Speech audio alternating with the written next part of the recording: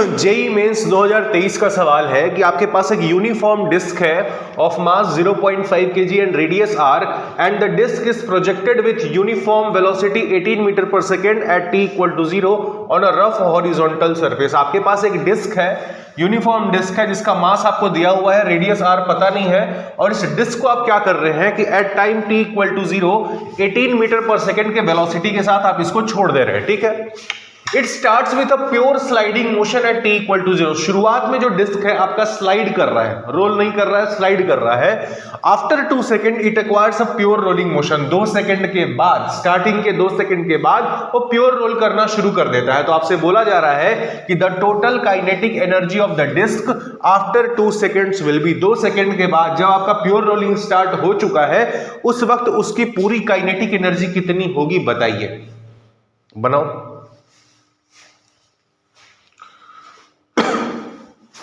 Disc है, ये आपका डिस्क है, डिस्क आपको मास दे रखा है, कितना इसका मास है आपका 0.5 kg और रेडियस r के बारे में कोई बात नहीं करेंगे। शुरुआत में आपने क्या किया है, इस डिस्क को at time t equal to 0, आप टाइम t इक्वल टू 0 पर इस डिस्क को 18 मीटर पर सेकेंड के वेलोसिटी के साथ आपने इस डिस्क को छोड़ दिया। और जब आपने छोड़ा तो शुरुआत में जो आपका डिस्क है वो स्लाइड कर रहा है। स्लाइडिंग का मतलब समझते हैं कि आपका ये जो ग्राउंड है, जिस सरफेस पर ये आपका चल रहा है, उसके तुलना में इसके पास एक अपनी रिलेटिव वेलोसिटी, ये जो आपका पॉइंट ऑफ कांटेक्ट है, डिस्क का जो पॉइंट ऑफ कांटेक्ट है उसका इस ग्राउंड के रिस्पेक्ट में एक वेलोसिटी होगा, रिलेटिव वेलोसिटी होगा अगर वो स्लाइड कर रहा है तो। ठीक है, तो शुरुआत में जब आपने इसको इतनी वेलोसिटी दी थी तब आपका डिस्क स्लाइड कर रहा था, और शुरुआत करने के 2 सेकंड के बाद, मतलब 2 सेकंड के बाद मान लीजिए आपका डिस्क चल करके यहां पर पहुंच चुका है। सपोज करो ये आपका डिस्क यहां पर पहुंच चुका है 2 सेकंड के बाद, तो 2 सेकंड के बाद क्या है, ये डिस्क आपका सरफेस पर प्योर रोलिंग शुरू कर चुका है at t equal to 2 seconds. तो आपसे पूछा जा रहा है कि जब प्योर रोलिंग स्टार्ट हुई तब इस डिस्क का आप टोटल काइनेटिक एनर्जी बताइए। ठीक है, कैसे बनाएंगे, देखो आपको इतना पता है कि शुरुआत में जब आपने इसको इतनी वेलोसिटी दी थी तब क्या हो रहा है, यहां पर स्लाइडिंग हो रहा है। स्लाइडिंग हो रहा है इसका मतलब क्या है कि पीछे की तरफ फ्रिक्शन लगेगा। क्यों? क्योंकि स्लाइडिंग का मतलब है कि आपका जो पॉइंट ऑफ कांटेक्ट है, पॉइंट ऑफ कांटेक्ट में डिस्क के पास, डिस्क का जो पॉइंट है जो आपके पॉइंट ऑफ कांटेक्ट से टच में है, उसके पास कुछ रिलेटिव वेलोसिटी है ग्राउंड के रिस्पेक्ट में। तो ग्राउंड क्या करेगा, उसको रोकना चाहेगा अपनी तरफ। तो अगर ये आगे की तरफ मान लीजिए जा रहा है तो ग्राउंड क्या करेगा, पीछे की तरफ आपका फ्रिक्शन देगा। तो ये फ्रिक्शन आ गया, मतलब यहां पर एक फोर्स लग रहा है। और अगर आपका फ्रिक्शन लग रहा है तो आपको पता है F इज इक्वल टू क्या होता है, मास इनटू एक्सेलरेशन। इस फ्रिक्शन के अलावा हॉरिजॉन्टल डायरेक्शन में और तो कोई फोर्स नहीं लग रहा है। फोर्स लग भी रहा होगा तो वर्टिकल डायरेक्शन में लग रहा होगा, बट हॉरिजॉन्टल डायरेक्शन की बात करें तो सिर्फ हमारा फ्रिक्शन लग रहा है। और किधर लग रहा है, पीछे की तरफ लग रहा है। तो हमने इसको लिखा है minus of F is equal to mass into acceleration. यहां से हम क्या करेंगे, डिस्क का आपका एक्सेलरेशन निकाल लेंगे, तो ये कितना हो जाएगा, minus of F upon M। अब फ्रिक्शन F क्या होता है, फ्रिक्शन जो आपका F होता है वो होता है माइनस ऑफ, ये आपका माइनस तो पहले से था, F होता है mu times of N, mu times of normal बराबर मास हो गया आपका M। अब नॉर्मल कितना होगा, नॉर्मल होगा आपका ये जो आपका नॉर्मल यहां पर नीचे इसका लग रहा होगा, मान लो आपका वेट mg, और ऊपर आपका क्या लग रहा है, नॉर्मल। तो नॉर्मल यहां से आप लिख सकते हो n इज इक्वल टू क्या, mg। तो यहां पर रख दीजिए वैल्यू, तो क्या हो जाएगा, माइनस ऑफ म्यू, नॉर्मल का वैल्यू आपने लिख दिया mg अपॉन m सेम हो गया आपका कैंसिल। तो यहां से आपका एक्सेलरेशन का जो वैल्यू आया वो कितना आया, minus of mu into g। मतलब शुरुआत में जब आपने छोड़ा था तब इस पर एक एक्सेलरेशन लग रहा है डिस्क पर, कितना, पीछे की तरफ। ये क्या करेगा, एक्सेलरेशन इसकी वेलोसिटी को घटाएगा। क्यों घटाएगा, क्योंकि वेलोसिटी है आगे की तरफ 18 मीटर पर सेकेंड शुरुआत में, और एक्सेलरेशन लग रहा है पीछे की तरफ अपोजिट डायरेक्शन में। तो ये एक्सेलरेशन क्या करेगा, इसकी वेलोसिटी को घटाएगा। और कब तक घटाएगा, जब आपका 2 सेकंड टाइम बीता, 2 सेकंड पर आपका प्योर रोलिंग स्टार्ट हो चुका है, मतलब 2 सेकंड तक इसने क्या किया, इसकी वेलोसिटी को आपको पता क्या करना है, आपको पता करना है 2 सेकंड के बाद उसकी काइनेटिक एनर्जी कितनी होगी। तो काइनेटिक एनर्जी निकालने के लिए आपको क्या निकालना पड़ेगा कि 2 सेकंड के बाद उसकी वेलोसिटी कितनी होगी। तो हम क्या करने जा रहे हैं, हमारे पास इनिशियल वेलोसिटी u पता है, हमारे पास एक्सेलरेशन a पता है, हम निकालने जा रहे हैं कि 2 सेकंड के बाद इसकी ट्रांसलेशनल वेलोसिटी कितनी होगी। तो निकाल लेते हैं, हमको पता है क्या, v इज इक्वल टू क्या, u plus at, equation of motion हमको पता है। फाइनल वेलोसिटी हमको निकालना है 2 सेकंड के बाद, तो यहां पर लिख दीजिए v, u कितना है आपका 18, एक्सेलरेशन कितना है minus of mu g, mu का वैल्यू कितना दिया है 0.3, और आपका g का वैल्यू है आपका 10 इंटू टाइम कितना है 2 सेकेंड्स। तो यहां से आपका वेलोसिटी v 2 सेकेंड के बाद आपकी वेलोसिटी कितनी आ गई 18 माइनस ये कितना हो जाएगा, इसको हटा दो 18 माइनस 6 मतलब कि 12 मीटर पर सेकेंड। 2 सेकेंड के बाद इस डिस्क की वेलोसिटी 18 मीटर पर सेकेंड से घट करके कितनी हो चुकी होगी 12 मीटर पर सेकेंड हो चुकी होगी, तब ये आपका डिस्क प्योर रोलिंग करना शुरू किया है। आई बात समझ में। अब आपको पता है कि रोलिंग जब हो रहा होता है इसके पास इस रोलिंग मोशन को आप दो मोशंस में तोड़ सकते हैं। किस कौन कौन से मोशन में, एक आपका प्योर ट्रांसलेशनल मोशन और दूसरा आपका क्या pure rotational motion. Pure translational motion की वेलोसिटी आपको पता है क्या, velocity is equal to 12 metre पर सेकेंड, और रोटेशनल मोशन में जो आपका ओमेगा होगा हाफ आई ओमेगा स्क्वायर, इसका काइनेटिक एनर्जी निकालोगे आप ट्रांसलेशनल वाले का काइनेटिक एनर्जी कैसे निकालोगे हाफ एम वी स्क्वायर, और रोटेशनल वाले का कैसे निकालोगे half I omega square. V आपको पता है, एम आपको पता है, लेकिन आपको आई भी आप निकाल लोगे, ओमेगा आपको निकालना पड़ेगा। आप कैसे निकालोगे, आपको फॉर्मूला पता है V is equal to R into omega, तो यहां से आप ओमेगा निकाल सकते हो V अपॉन आर। अब देखो हम लिखने जा रहे हैं इसकी kinetic energy, total kinetic energy. Total kinetic energy क्या हो जाएगी, kinetic energy translational plus kinetic energy rotational.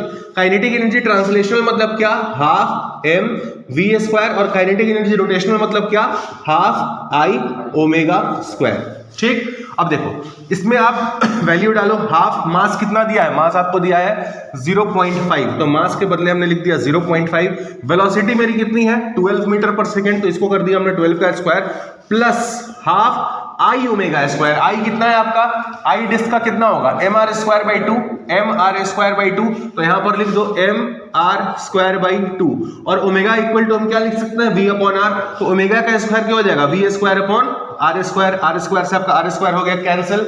ठीक है, अब देखो ये कितना हो गया आपका हाफ इंटू 0.5 इंटू 12 का square plus half into mass के बदले लिख दो आपका कितना 0.5 अपॉन 2 इंटू वी का स्क्वायर मतलब क्या 12 का स्क्वायर। ठीक है, क्या हो जाएगा, इसको और सिंप्लीफाई करेंगे तो ये हो जाएगा आपका हाफ, इसमें कॉमन क्या है हाफ 0.5 इंटू 12 स्क्वायर, दोनों में कॉमन है, इसको आप कर लो हाफ इंटू 0.5 इंटू 12 स्क्वायर को कॉमन निकालो, तो अंदर क्या बचा 1 प्लस 1/2, और 1 प्लस 1/2 को हम क्या लिख सकते हैं 3/2 लिख सकते हैं। ठीक है, इस 0.5 को आप क्या लिख सकते हो 1/2 लिख सकते हो, इसको 1/2 लिख दो, तो ये कितना हो गया आपका टोटल हो गया 12 का स्क्वायर मतलब 12 इंटू 3 अपॉन नीचे कितना है 2 इंटू 2 इंटू 2 मतलब 8। ठीक, अब देखो 4 से 2 बार में, 4 से 3 बार में, 2 से 6 बार में कितना हो गया 6 3 18 और 18 3 54 जूल्स। आया समझ। तो ये है आपका total kinetic energy after 2 seconds, मतलब जब रोलिंग शुरुआत हुई तब आपका टोटल काइनेटिक एनर्जी इस डिस्क के पास कितना होगा 54 जूल्स होगा। क्वेश्चन समझ में आया आपने क्या किया है। शुरुआत में स्लाइडिंग हो रहा था, जहां स्लाइडिंग होगा फ्रिक्शन लगेगा ही लगेगा। क्यों लगेगा, क्योंकि स्लाइडिंग का मतलब है कि पॉइंट ऑफ कांटेक्ट, ये वाला डिस्क का जो पॉइंट है, तो इस पॉइंट ऑफ कांटेक्ट में इस ग्राउंड के साथ टच में है, उस पॉइंट के पास आगे की तरफ इसके रेस्पेक्ट में एक वेलोसिटी है, रिलेटिव वेलोसिटी है, तो ग्राउंड क्या करेगा उसको रोकना चाहेगा। फ्रिक्शन का यही तो काम होता है कि जहां रिलेटिव वेलोसिटी होगा वहां फ्रिक्शन होगा, तो फ्रिक्शन लग जाएगा, और फ्रिक्शन लगेगा तो क्या करेगा इसकी वेलोसिटी को, फ्रिक्शन लगेगा तो एक एक्सीलरेशन प्रोवाइड करेगा निगेटिव डायरेक्शन में, और ये एक्सीलरेशन इसकी वेलोसिटी को कम करेगा। ठीक है, तो हमने पता किया एक्सीलरेशन का पहले वैल्यू, उसके बाद हमने पता किया कि यार 2 सेकंड के बाद, जिस समय आपसे पूछा जा रहा है इसकी आपका काइनेटिक एनर्जी, 2 सेकंड के बाद इसका वेलोसिटी घट के कितना हो चुका होगा, तो घट के हो चुका है 12, तो हमने निकाल दिया इतना। अब आपका ये निकल चुका है, उसके बाद आपको सिंपल क्या kinetic energy translational plus kinetic energy rotational करना था, आंसर आ गया आपका। लिखिए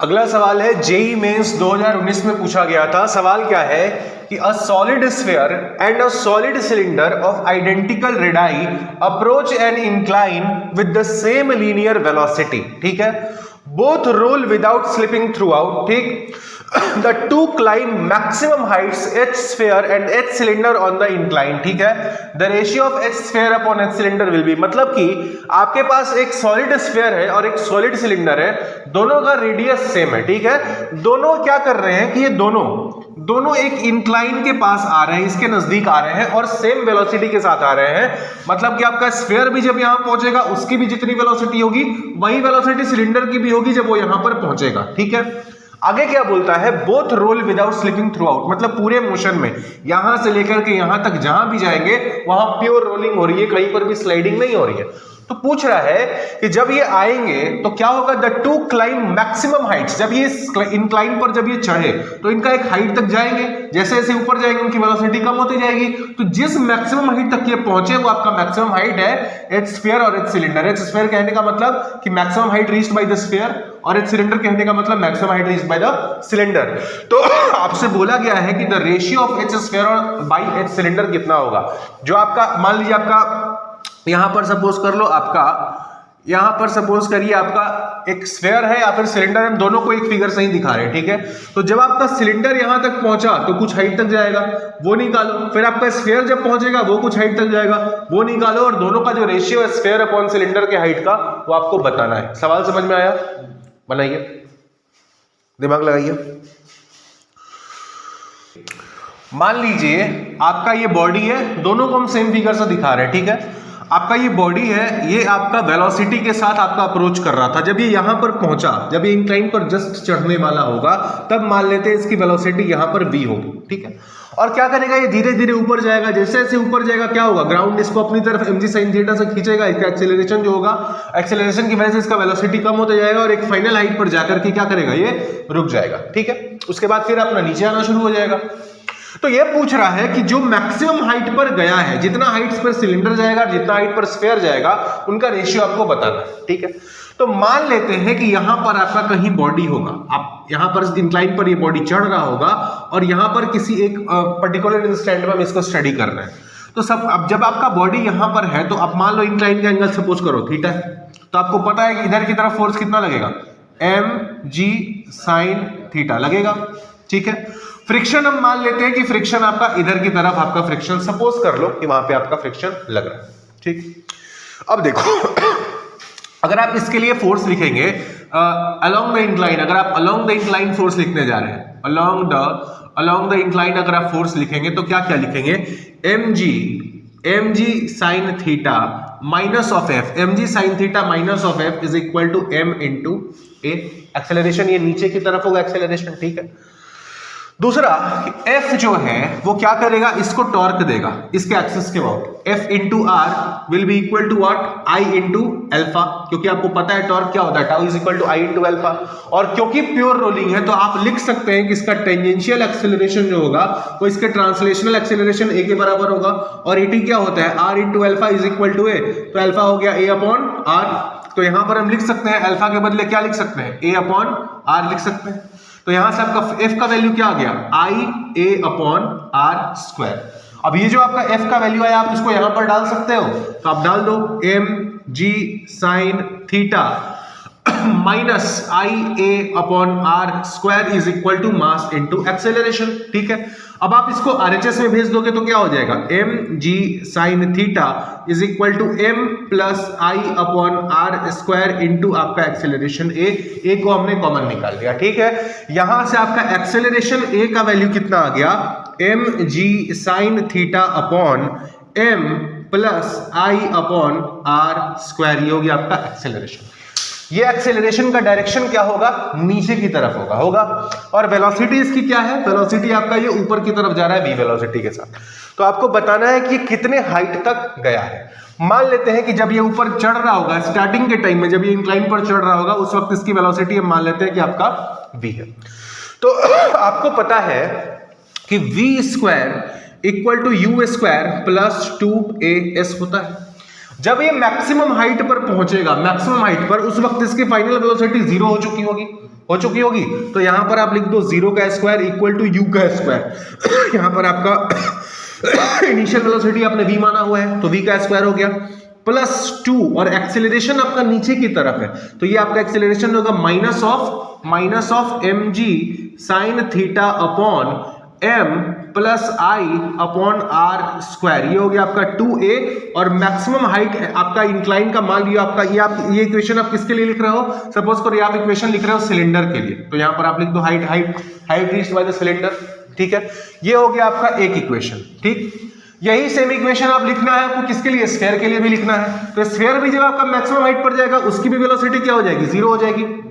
इनिशियल वेलोसिटी सवाल में दिया है कि दोनों यहां पर जब इंक्लाइन पर चढ़ रहे थे दोनों की वेलोसिटी सेम थी, तो इसका भी इनिशियल वेलोसिटी v मान लो, ठीक है। प्लस 2 माइनस ऑफ एक्सीलरेशन मतलब minus mg sin theta upon m plus यहां पर आपका i सिलेंडर था तो यहां पर आपका क्या हो जाएगा i square upon r square, दोनों का रेडियाई भी आपका सेम है, ठीक है, into height reached by the sphere. आपसे पूछा गया है h square by h cylinder, तो अगर आपको h square by h cylinder पूछा गया है तो आप इक्वेशन 2 को इक्वेशन 1 से डिवाइड कर दो। क्या कर दो? इक्वेशन 2 को डिवाइड कर दो आप किससे?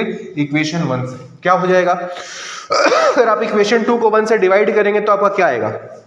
आप देखो इधर आपका आ जाएगा 2 into M G sine theta into H square divided by m plus I square by R square को लिखो m plus moment of inertia आपका सॉलिड स्फीयर का क्या होता है 2/5 mr स्क्वायर, तो इसको लिख दो 2/5 mr square into 1/r square. ठीक, ये हो गया आपका एक। इसको डिवाइड आपको किससे करना है? इसको आपको डिवाइड करना है इससे, ठीक है। ये कितना आपका 2mg sign theta into H cylinder divided by m plus आपका आई सिलेंडर कितना है? सिलेंडर होता है आपका mr square by 2, mr square by 2 into 1/r square. ठीक, r स्क्वायर से r स्क्वायर यहां भी कैंसिल, r स्क्वायर से r स्क्वायर यहां पर भी कैंसिल। अब देखो ये कितना हो जाएगा? m प्लस 2m/5 कितना हो जाएगा? m प्लस 2m/5 आप करेंगे तो ये हो जाएगा 7m/5, तो नीचे आपका कितना हो गया? 7m/5। इधर कितना हो जाएगा? m प्लस m/2 क्या हो जाएगा? 3m/2, तो यहां पर हो गया आपका 3m/2 हो गया।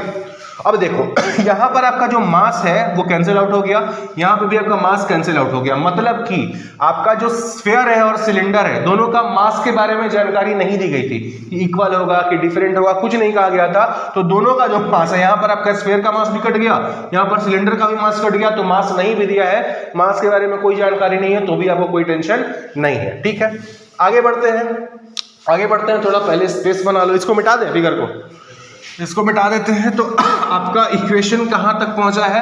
आपका इक्वेशन पहुंचा है 2g sin theta into height reached by the sphere divided by 7m upon 5, मतलब ये हो गया आपका 5 डिवाइडेड इसको किससे करना है? 3m/2 से।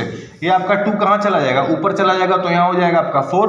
ठीक है, तो इसको करोगे तो ये कितना हो जाएगा? ऊपर में आपका 3, नीचे में आपका 4g sign theta into H cylinder. अब देखो g साइन थीटा कैंसिल, ठीक, आपको और इधर आपका क्या होगा? इधर आपका 1 होगा। ठीक है, तो आप यहां से लिखो h sphere upon h cylinder is equal to कितना हो जाएगा? सारे टर्म्स को उधर भेज दीजिए, कितना हो जाएगा? अच्छा m तो यहां पर नहीं, m भी आपका कैंसिल हो गया है ना। हाँ, तो आप देखो इधर आपका जाएगा तो कितना हो जाएगा? 28 डिवाइडेड बाई क्या? डिवाइडेड बाई 3 इंटू 5 15 और 2 30, तो ये कितना हो गया आपका? 14/15। आया समझ में? तो आपका जो h sphere upon h cylinder का वैल्यू पूछा था वो कितना आया? 14/15 आया। अच्छा, यहाँ पर 1 कैसा है ये तो समझ में आया ना आपका? इधर जो आपका v स्क्वायर है, जब आप इस इक्वेशन को डिवाइड करेंगे तो इधर आपका डिवाइड हुआ, और ये जो आपका v स्क्वायर है ये आपका इधर आकर के क्या हो जाएगा? माइनस v स्क्वायर बन जाएगा, ये आपका माइनस v स्क्वायर बन जाएगा। ठीक है, फिर जब आप इसको डिवाइड करेंगे तो v स्क्वायर कैंसिल होकर क्या बना देगा? 1 बना देगा, तो यही यहाँ पर बनाया। ठीक है, लिखो इसको। अगला सवाल देखिए, जेईई मेंस 2022 का पूछा सवाल है, अच्छा सवाल है। क्या स्फेरिकल शेल ऑफ 1 kg मास, स्फेरिकल शेल मतलब क्या? Hollow sphere. तो a hollow sphere of 1 kg mass and radius r is rolling with angular speed omega on a horizontal plane as shown in the figure। मतलब कि आपका एक horizontal plane है, इस प्लेन पर आपका एक स्फेरिकल शेल है, एक ऐसा आपका स्फेरिकल शेल है। स्फेरिकल शेल का मास आपको पता है कितना?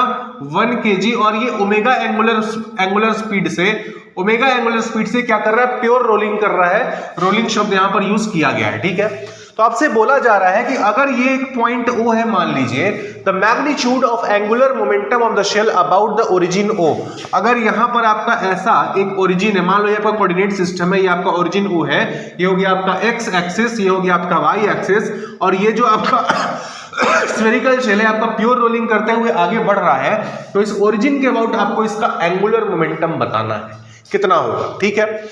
और एक्चुअली एंगुलर मोमेंटम बताना नहीं है, एंगुलर मोमेंटम आपका दिया हुआ और इसके साथ एंगुलर मोमेंटम कंपेयर करके आपको बताना है ए का वैल्यू कितना आएगा। मतलब कुल मिला के सवाल वही है कि अगर आपका ये जो आपका स्फेरिकल शेल है प्योर रोलिंग कर रहा है, तो स्फेरिकल शेल का एंगुलर मोमेंटम बताओ अबाउट द ओरिजिन O। अब हमने जितने भी सवाल एंगुलर मोमेंटम के अभी तक किए हैं उसमें क्या होता था कि आपका एक ऐसा मान लो आपका एक डिस्क होता था, और डिस्क का जो एंगुलर मोमेंटम है उसके अपने एक्सिस के अबाउट हम एंगुलर मोमेंटम निकालते थे। कैसे निकालते थे? I इंटू ओमेगा करके निकालते थे, ठीक है। ये क्या होता था? प्योर रोटेशन का केस था, यहां पर सिर्फ आपका रोटेशन हो रहा था, डिस्क रोटेट कर रहा होता था, और यहां पर हम एंगुलर मोमेंटम निकालते थे। बट यहां पर कहानी अलग, ये आपका रोलिंग मोशन है। रोलिंग मोशन मतलब आपका प्लेनर मोशन, प्लेनर मोशन मतलब आपका यहाँ पर ट्रांसलेशनल भी हो रहा है, मतलब आपका जो आपका डिस्क है, सॉरी जो आपका स्फेरिकल शेल है आपका ट्रांसलेट भी कर रहा है और साथ साथ आपका रोटेट भी कर रहा है। यहाँ ट्रांसलेशनल प्लस रोटेशन का कॉम्बिनेशन है, तो यहाँ पर आप एंगुलर मोमेंटम O के अबाउट कैसे निकालोगे, इस सवाल को समझिएगा, बहुत अच्छा सवाल है। देखो आपको क्या करना है कि इसके मोशन को आप जैसे हम लोग रोलिंग में क्या करते हैं, इस मोशन को दो मोशन में तोड़ देते हैं, एक आपका क्या ट्रांसलेशनल, एक आपका रोटेशनल। तो अगर हम इसके मोशन को दो पार्ट्स में तोड़ करके देखें तो मान लीजिए ये है आपका स्फेरिकल शेल, ये हो गया इसका ट्रांसलेशनल मोशन, और इसको हम बोल रहे हैं यहां पर आपका क्या कर रहा है, ये रोटेट भी कर रहा है, ठीक है। तो जब ये ट्रांसलेट कर रहा होगा इसकी वेलोसिटी हम मान लेते हैं v, ठीक है, इसकी वेलोसिटी v है, और जहां पर ये रोटेट कर रहा है, कितने से रोटेट कर रहा है, आपका ओमेगा से आपका रोटेट कर रहा है, ठीक है। अब एक बात बताओ, मान लीजिए यहां पर है आपका ओरिजिन, यहां पर आपका सपोज करो यहां पर आपका ओरिजिन है, और इसी ओरिजिन के अबाउट आपको क्या करना है, इसका एंगुलर मोमेंटम आपको निकालना है। जब आप इसका ट्रांसलेशनल मोशन देखेंगे, कंसीडर करेंगे, भूल जाइए कि भी रोटेट कर रहा है, जब आप ट्रांसलेशनल मोशन इसका सिर्फ कंसीडर करेंगे तो इसका कैसे निकालोगे, इस पॉइंट के बाद एंगुलर मोमेंटम। हमने आपको बताया था कि अगर एक पार्टिकल m जिसका मास m है वो v वेलोसिटी के साथ जा रहा है, ठीक है, तो उसका किसी एक पॉइंट के अबाउट हम एंगुलर मोमेंटम कैसे निकालते थे, mvr sin थीटा से निकालते थे। mvr क्या फॉर्मूला होता था आपका एंगुलर मोमेंटम का, mvr परपेंडिकुलर, mvr परपेंडिकुलर, तो वेलोसिटी आपका यहां पर है, r परपेंडिकुलर कितना होगा, ये वाला डिस्टेंस होगा आपका r परपेंडिकुलर, इस पॉइंट से इसका वेलोसिटी का जो आपका परपेंडिकुलर डिस्टेंस होगा वो r परपेंडिकुलर होगा, वो कितना होगा, इस जो स्फीयर है इसका रेडियस r के बराबर होगा। तो यहां पर इसका एंगुलर मोमेंटम ट्रांसलेशनल मोशन की वजह से lt हम क्या लिख सकते हैं, इसका मास m आपको कितना दिया हुआ है, 1 kg आपको दिया हुआ है। इसकी वेलोसिटी हम मान लेते हैं, आपका वेलोसिटी है इसकी v, और r परपेंडिकुलर इसका r के बराबर है, मतलब इसके रेडियस के बराबर है। अच्छा, इसके वेलोसिटी के बारे में कुछ कहा नहीं गया है, बट इसका आपको एंगुलर स्पीड ओमेगा पता है, तो आपको पता है कि अगर ये प्योर रोलिंग कर रहा है तो इसका जो v होगा ट्रांसलेशनल वेलोसिटी वो r ओमेगा के बराबर होगा। तो यहां पर हम v के बदले क्या r ओमेगा लिख सकते हैं, तो हमने v के बदले लिख दिया r इंटू ओमेगा। तो यहां से आपका ट्रांसलेशनल एंगुलर मोमेंटम कितना हो गया, r स्क्वायर इंटू ओमेगा, ठीक, यहां तक कोई दिक्कत नहीं होनी चाहिए। अब देखो इसका जब एंगुलर आपका जो रोटेशनल मोशन है, रोटेशनल मोशन के चलते इसका एंगुलर मोमेंटम किसके अबाउट होगा, अपने सेंटर ऑफ मास के अबाउट होगा, क्योंकि अपने सेंटर ऑफ मास के अबाउट क्या कर रहा है, रोटेट कर रहा है। तो अगर ये रोटेट कर रहा है तो इसका आपको पता है ये एक कंटिन्यूअस बॉडी है, कंटिन्यूअस बॉडी के लिए हम एंगुलर मोमेंटम कैसे निकालते हैं, I इंटू ओमेगा। तो इसका मोमेंटम हम angular momentum due to rotation हम क्या लिख सकते हैं, I इंटू ओमेगा लिख सकते हैं। तो यहां पर आपका क्या हो गया, I इसका क्या हो गया, स्फेरिकल शेल का मोमेंट ऑफ इनर्शिया क्या होता है अपने एक्सिस के अबाउट, 2/3 mr स्क्वायर इंटू आपका क्या ओमेगा। अब मास आपको कितना दिया हुआ है, 1 kg दिया है, तो इसको 1 से मल्टीप्लाई कर दीजिए, तो आपका angular momentum due to rotation कितना आ गया, 2r स्क्वायर ओमेगा अपॉन 3।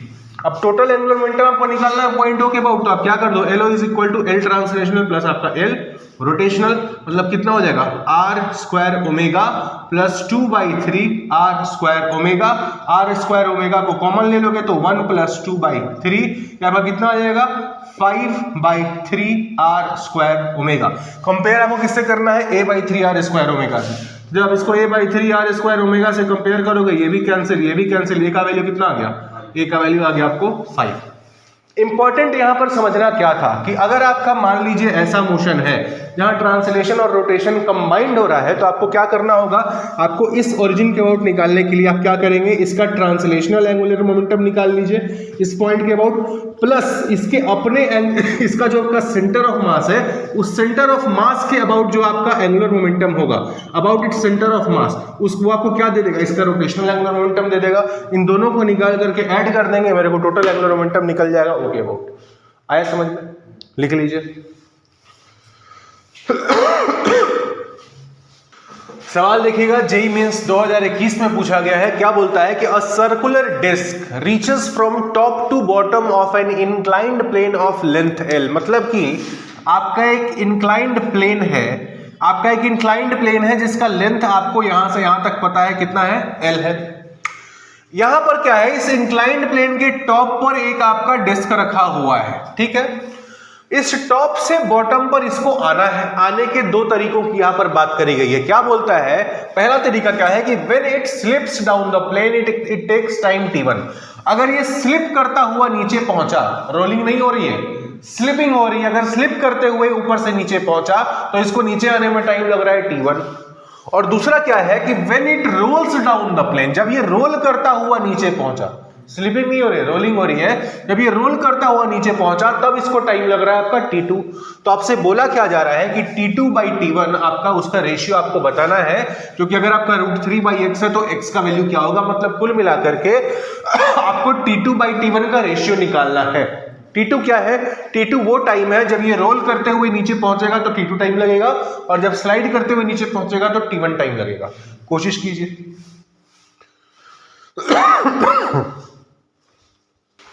देखो पहले केस के लिए हम लोग दिखाते हैं, पहले केस के लिए निकालते हैं टाइम t1। जब आपका क्या हो रहा है, डिस्क यहां से यहां पहुंच रहा है प्योर स्लाइडिंग करते हुए। आपको पता है कि अगर ये स्लाइड कर रहा है, अगर ये डिस्क स्लाइड कर रहा होगा, मान लो अगर यहां पर हम इसका FBD बनाए, ठीक है, यहां पर इस डिस्क का अगर हम FBD बनाए, सपोज करिए यहां पर आपका डिस्क है और ये आपका स्लाइड कर रहा है। स्लाइड करने का मतलब है कि यहां पर फ्रिक्शन नहीं लग रहा होगा, क्योंकि अगर आपका फ्रिक्शन लग रहा होता, मान लो ये आपका नीचे आ रहा है, किसी वेलोसिटी v से आ रहा है, अगर यहां पर फ्रिक्शन लग रहा होता तो फ्रिक्शन क्या करता, इसके ट्रांसलेशनल वेलोसिटी को कम करके इसको रोटेट कराना शुरू कर देता, और फिर आपका रोलिंग आपका हो सकता था, रोलिंग यहां पर शुरू हो जाता। बट यहां पर क्या है कि प्योर स्लाइडिंग का केस है, तो हम मान रहे हैं कि यहां पर कोई फ्रिक्शन आपका नहीं लग रहा है। अगर कोई फ्रिक्शन आपका नहीं लग रहा है तो नीचे फोर्स कौन सा लग रहा है आपका, mg sin थीटा। इस mg sin थीटा के अलावा अलोंग द इंक्लाइन और तो कोई फोर्स नहीं लग रहा है आपका। अगर mg cos थीटा यहां लग रहा है और आपका n यहां लग रहा है तो ये आपका परपेंडिकुलर टू द प्लेन है, बट अलोंग द प्लेन तो सिर्फ आपका एक ही फोर्स लग रहा है, mg sin थीटा। तो आप अगर आप लिखने जाएंगे F = a में अलोंग द इंक्लाइन प्लेन, तो आप क्या लिखेंगे, mg sin थीटा = मास इंटू एक्सेलरेशन है, ठीक है। तो यहां से m आपका कैंसिल हो गया, तो यहां से आपका एक्सेलरेशन आ गया g sin थीटा।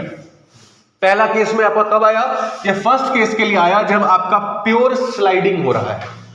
अच्छा, दूसरे केस में क्या होगा, मान लीजिए अब यहां पर आपका प्योर रोलिंग होने रहा। रोलिंग तभी होगा जब आपका भाई यहां पर फ्रिक्शन लगेगा, क्योंकि फ्रिक्शन क्या करेगा, इसका जो ट्रांसलेशनल वेलोसिटी है इसको कम करेगा। कम कराएगा क्या करेगा, इसको यहां पर एक टेंजेंशियल वेलोसिटी प्रोवाइड कर देगा, ताकि आपका ट्रांसलेशनल वेलोसिटी और टेंजेंशियल वेलोसिटी एक दूसरे को कैंसिल आउट कर जाए, ताकि आपका पॉइंट ऑफ कॉन्टैक्ट वो रेस्ट में आ जाए। तो यहां पर फ्रिक्शन लगेगा, कब लगेगा, प्योर रोलिंग में तो पक्का लगेगा। अब आप फ्रिक्शन लगने के बाद यही इक्वेशन जब आप लिखेंगे F = a में, तो आपका इक्वेशन क्या हो जाएगा, mg sin थीटा नीचे की तरफ, F आपका ऊपर की तरफ, तो mg sin theta minus of F = mass into acceleration. दूसरा आपका ये जो फ्रिक्शन है वो इसको इसके सेंटर के अबाउट क्या करेगा, टॉर्क प्रोवाइड करेगा, और टॉर्क के होने की वजह से क्या करेगा, रोटेट करेगा।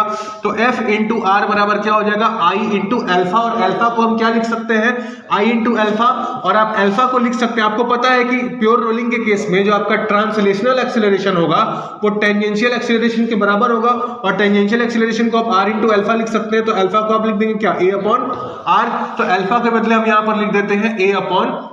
तो यहां से F मेरा हो गया IA/r का स्क्वायर। इस f की वैल्यू को आप उठा करके यहां पुट कर दीजिए, तो आपका क्या बन जाएगा equation, mg sin theta minus I A upon R square is equal to mass into acceleration.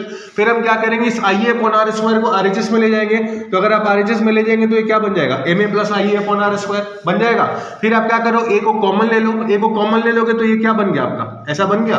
और यहां से आपका एक्सेलरेशन का जो फॉर्मूला सेकंड केस में आया वो आपका आया M G sine theta upon M plus I upon R square आया।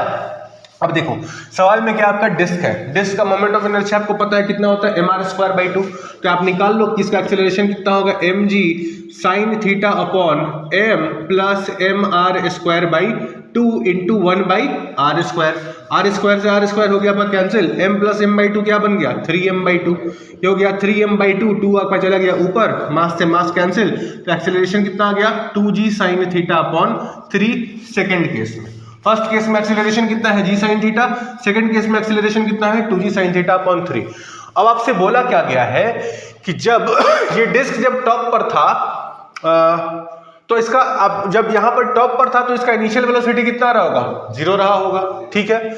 जब ये बॉटम पर आया है तो आपको पहले वाले केस में, स्लाइडिंग वाले केस में टाइम लगा है t1, तो आप लिख सकते हो, क्या लिख सकते हो आप लिख सकते हो, आपसे पूछा गया है time t, surface is reached top to bottom and 9 length 26 down, ठीक है, s equal to ut plus half at square. आप हाँ आप एक काम करो, आप इक्वेशन ऑफ मोशन लगा दो, s equal to ut plus half at square.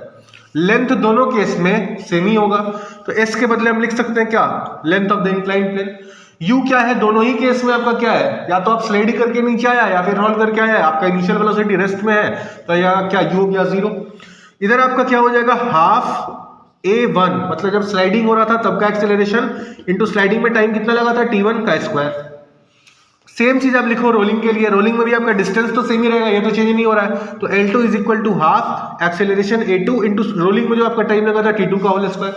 दोनों का ले लो आप रेशियो, L से L आपका कैंसिल, हाफ से हाफ कैंसिल, तो इधर आपका क्या हो जाएगा, आपका निकालना क्या है T2 बाई T1, तो आप T2 को इधर ले जाओ, T1 को नीचे ले जाओ, तो कितना हो जाएगा T2 बाई T1 का whole square is equal to, इधर क्या बच गया A1 अपॉन A2।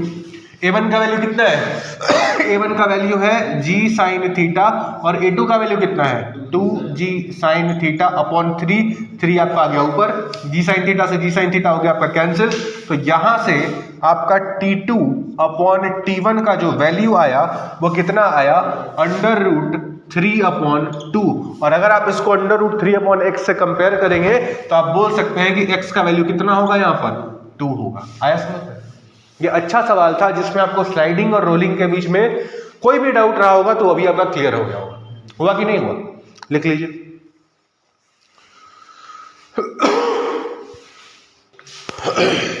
सवाल देखिएगा, जेईई मेंस 2022 का है वो सवाल है, अच्छा सवाल है कि a disc of mass 1 kg and radius r is free to rotate about a horizontal axis passing through its center and perpendicular to the plane of the disc, ठीक है।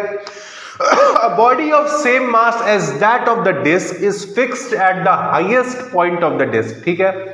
Now the system is released when the body comes to the lowest position, its angular speed will be कितना, ये आपको बताना है। मतलब कि आपके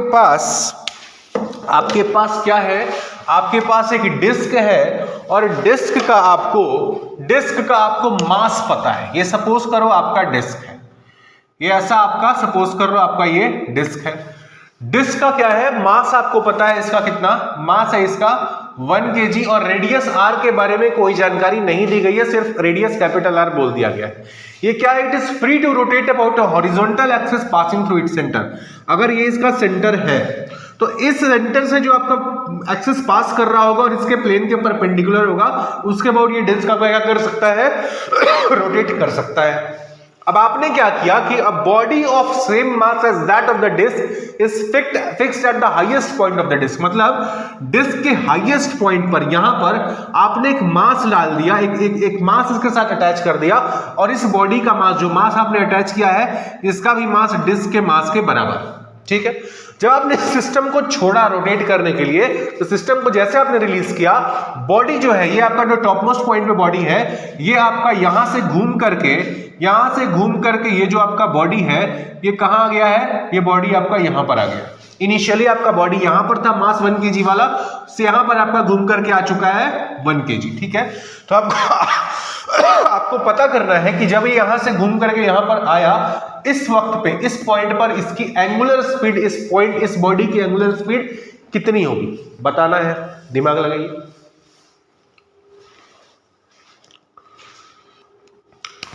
देखिए यहां पर क्या करेंगे, इस पोजीशन में और इस पोजीशन के बीच में हम कंजर्वेशन ऑफ एनर्जी लगा देते हैं। कंजर्वेशन ऑफ एनर्जी क्या हम यहां पर लगा सकते हैं, law of conservation of mechanical energy, हाँ लगा सकते हैं। क्यों लगा सकते हैं, क्योंकि यहां पर कोई एक्सटर्नल फोर्स एक्ट कर रहा है क्या, नहीं कर रहा है। यहां पर कोई नॉन कंजर्वेटिव फोर्स एक्ट कर रहा है क्या, नहीं कर रहा है। एक फोर्स आपका एक्ट कर रहा है ग्रेविटी, और ग्रेविटी आपका कंजर्वेटिव फोर्स है, तो आप law of conservation of mechanical energy लगा सकते हो, जो क्या बोलता है कि आपका initial mechanical energy final mechanical energy के बराबर होना चाहिए। मतलब कि आपका initial kinetic energy plus initial potential energy should be equal to final kinetic energy plus आपका फाइनल पोटेंशियल एनर्जी होना चाहिए। अब देखो, इनिशियली ये पूरा सिस्टम रेस्ट पर था, ठीक, तो इसके पास जब कोई स्पीड था ही नहीं, कोई ना तो आपका ट्रांसलेशनल स्पीड था, ना ही आपका रोटेशनल स्पीड था, जब कोई इसके पास स्पीड नहीं था, तो इसकी इनिशियल काइनेटिक एनर्जी क्या हुई होगी, 0 हो गई होगी। क्या इसके पास इस स्टेट में पोटेंशियल एनर्जी रहा होगा, हाँ रहा होगा। अगर हम इस लोवेस्ट पॉइंट को हम मान लेते हैं कि यहां पर मेरा पोटेंशियल एनर्जी, अगर मान लो यहां पर मेरा पोटेंशियल एनर्जी 0 है, अगर यहां पर इसको अपना बेस मान लेते हैं, तो बेस से कितना ऊपर है, ये पॉइंट आपका कितना ऊपर है, ये आपका यहां से 2r ऊपर है, तो 2r ऊपर है, तो 2r हाइट पर है, तो इसके पास अपनी पोटेंशियल एनर्जी तो होगी। डिस्क की पोटेंशियल एनर्जी तो उतनी ही रहेगी, क्योंकि यहां पर भी से इसी पोजीशन पर है, यहां पर भी इसी पोजीशन में है, तो डिस्क की तो पोटेंशियल एनर्जी उतनी ही है।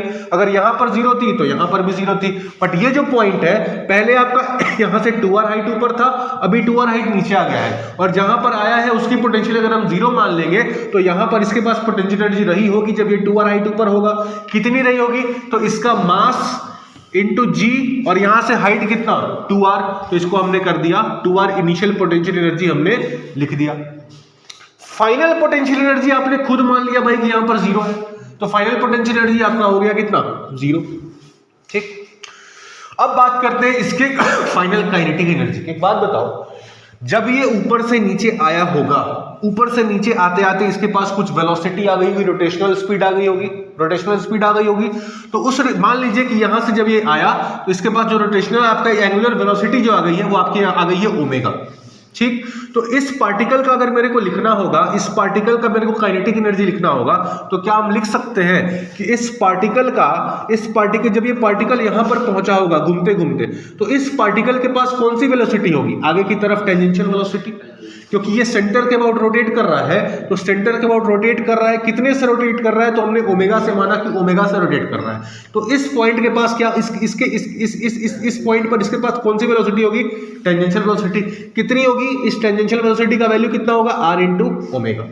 ठीक है, तो इस मास के लिए, जो मास इसके ऊपर अटैच्ड है, उसके पास काइनेटिक एनर्जी कितनी आ गई, हाफ इंटू इसका मास इंटू इसके पास जो टेंजेंशियल वेलोसिटी है vt का होल स्क्वायर।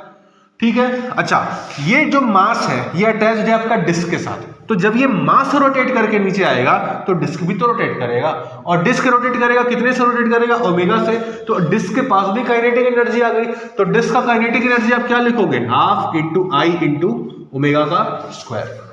आया समझ में। अब इक्वेशन आप लिख चुके हैं, सिर्फ आपको कैलकुलेशन करना है, कर दीजिए। तो mg ये कितना हो गया, ये हो गया आपका 2 mgr is equal to half into M into V T का जगह लिख दो आर ओमेगा का स्क्वायर, तो ये हो गया आपका R square omega square plus half I. Moment of inertia of disc क्या होता है, एम आर स्क्वायर बाई 2, तो यहां पर आप लिख दो M R square by 2 into omega का स्क्वायर, तो ये कितना हो गया आपका 2 times of M G R is equal to half M R square omega square plus 1/4 into M R square omega square. क्या करो आप इधर लिख दो 2mgr इज इक्वल टू, यहां से कॉमन ले लो M R square omega square, तो अंदर क्या बचेगा 1/2 प्लस 1/4, और 1/2 प्लस 1/4 कितना होता है 3/4, तो यहां पर हो गया आपका 3/4। अब देखो m से आपका m कैंसिल, r से यहां पर एक r कैंसिल, ठीक है। तो आपका निकालना क्या था, आपको निकालना था when the it's angular speed, आपको ओमेगा का वैल्यू निकालना है, ठीक है। ओमेगा का वैल्यू निकाल लेते हैं, तो यहां से आप ओमेगा क्या लिख सकते हैं, ओमेगा स्क्वायर आप लिख देंगे, 4 इधर जाएगा मल्टीप्लाई हो जाएगा, तो कितना हो जाएगा 8g अपॉन 3r, और जब आप स्क्वायर को हटाएंगे तो ये कितना हो जाएगा √8g अपॉन 3r।